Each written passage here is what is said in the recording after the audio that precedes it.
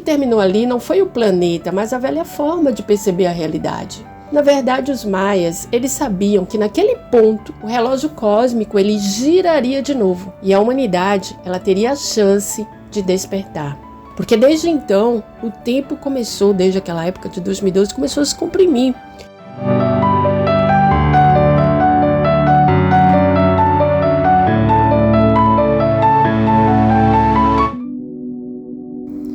Você lembra o que aconteceu em 2012? Pois é, aquele ano marcou o maior contra-ataque espiritual da nossa história recente. A humanidade, ela cruzou ali um ponto sem retorno. A linha do tempo da ascensão, ela foi ativada.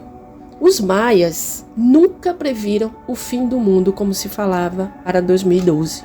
O que eles marcaram foi o fim de um grande ciclo, o Bactum 13, que simbolizava o renascimento da consciência, não a destruição da Terra, como se falava. Foram os intérpretes modernos que confundiram fim de ciclo com fim de tudo. Aliás, parece que temos no inconsciente o apocalipse como algo muito destrutivo. Mas o que terminou ali não foi o planeta, mas a velha forma de perceber a realidade.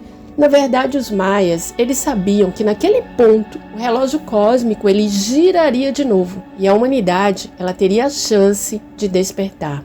Você também sente hoje como se o tempo parecesse diferente, como se os dias passassem mais rápido, as experiências fossem mais intensas e talvez não seja o tempo que acelerou, se você pensar bem, mas a consciência que expandiu.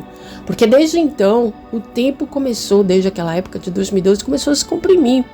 As pessoas começaram a despertar. Décadas de evolução passaram a caber em pouquíssimos anos, ou seja, o despertar foi realmente fantástico. É por isso que tudo parece acontecer ao mesmo tempo hoje. E é por isso também que tanta gente está despertando, tanta gente, digamos, acorda, enquanto outras estão desabando até de desesperança. Mas veja bem, não é o tempo que está acelerando, é a nossa percepção que está expandindo. E o nosso cérebro, a nossa mente, o nosso espírito, eles estão acessando muito mais informações por segundo. E quando a percepção nossa evolui, o corpo ele precisa correr atrás, digamos. Porque a humanidade ela está passando por uma reconfiguração. É isso que a ascensão realmente significa, reprogramar a estrutura humana. O corpo também ele começa a operar com um padrão energético que é mais avançado, algo que muitas tradições chamam, por exemplo, de corpo de luz. Ele se torna menos denso. É como se o nosso hardware humano ele estivesse sendo atualizado para suportar mais consciência, mais memória, mais luz, tudo a mais.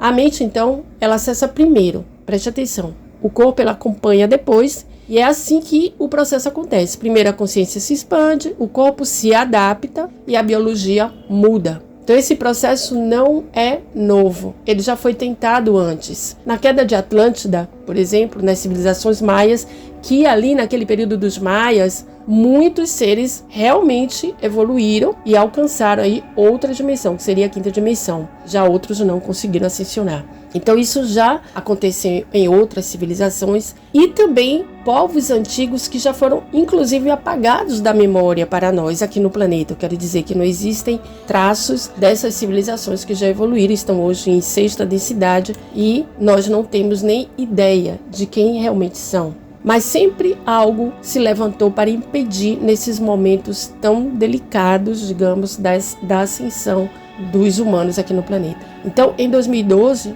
nós tentamos e falhou. Passamos ali batida. O sistema de controle ainda era muito forte naquele período. Já em 2016, outra tentativa, e a gente falhou novamente. Em 2023, quase. Nesse período ali, nós estávamos já bem mais despertos. A humanidade, ela chegou, digamos, perigosamente perto de lembrar quem é. Perigosamente para o sistema, tá?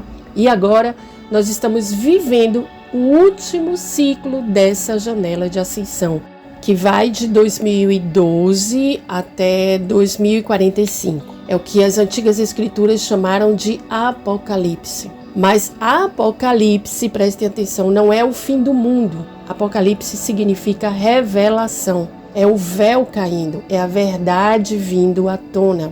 As entidades de luz encarnadas, pessoas comuns que estão encarnadas, pessoas como eu, você, todos que sentem esse chamado não estão sozinhos.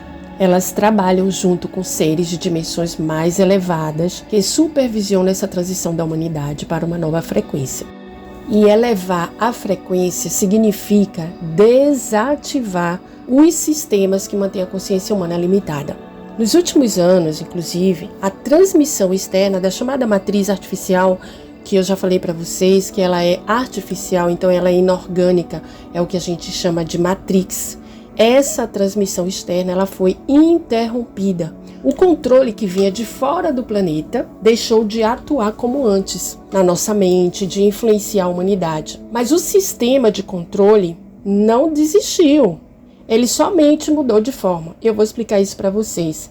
Ele passou a usar tecnologias visíveis aqui mesmo na Terra, redes, torres, eu não posso falar muito aqui, vigilância, dispositivos. Então eles tentam perseguir os humanos de qualquer forma. Até nas redes sociais hoje a gente vê muita perseguição sobre as ideias, não é sobre ofensas a um ao outro. Isso aí, óbvio, não é uma coisa plausível, mas opiniões. Então, eles acharam que isso manteria o domínio, fazendo implantes. Vocês lembram que em 2020, quando todo mundo ficou em casa de máscara, etc., eles tentaram ali colocar até um tal de um passaporte para saber para onde você ia, para ter todo tipo de controle. Então, eles vêm tentando, de outras formas, controlar a humanidade. Então, na verdade, quando aconteceu isso, colocou tudo ao alcance das nossas mãos. Por quê? Porque quando o mecanismo de controle está exposto, ele pode ser visto, discutido, estudado e neutralizado. É por isso que a ascensão, então, ela deixou de ser uma teoria e virou um processo operacional, porque nada assusta mais quem vive de mentira do que a humanidade enxergando a verdade. Então, por trás de todo esse caos que a gente vive hoje, existe uma batalha silenciosa. De um lado, nós sabemos que temos a luz revelando quem somos nós, que somos seres cósmicos, milenares, soberanos, e do outro, a sombra tentando ainda manter o olhar humano desviado do que nós vivemos. Muita gente chama essa força do mal de anticristo. O anticristo, ele sempre usou o mesmo disfarce, o da voz que fala mais alto. Hoje, essa voz é a mídia. Ela dita o que devemos temer, o que devemos odiar, o que devemos desejar. Ela não informa, ela programa.